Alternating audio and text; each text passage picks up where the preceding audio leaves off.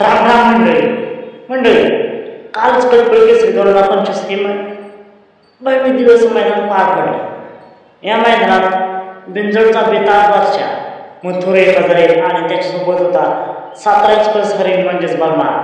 हे जोडी बऱ्याच दिवसानंतर एकत्र आले। मथुर जेव्हा घाटावर आला होता तेव्हा बलमासोबतच सर्वपर्यंत पाळला होता आणि ही जोडी बऱ्याच दिवसानंतर प्रेक्षकांच्या इच्छेखातीर पाळली। तर मित्रांनो, ही गाडी 27व्या गटात गट पास झाली, सेमीसाठी पात्र झाली।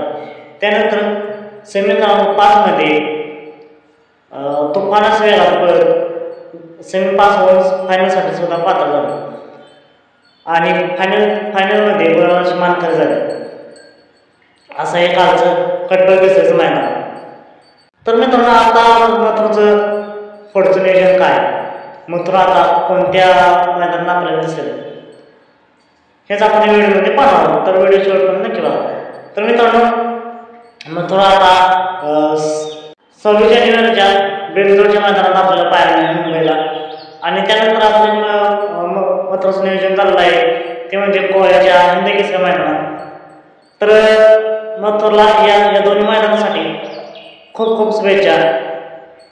तर या दोन्ही मैदानात मथुरचा पायरा कोण असेल यावरती व्हिडिओ आपण लवकरच घेऊन येऊया। तर मथुरचा फिक्स पायरा जाणून घेण्यासाठी आताच आपल्या चॅनलला सबस्क्राईब करा, लाईक करा आणि शेअर करा।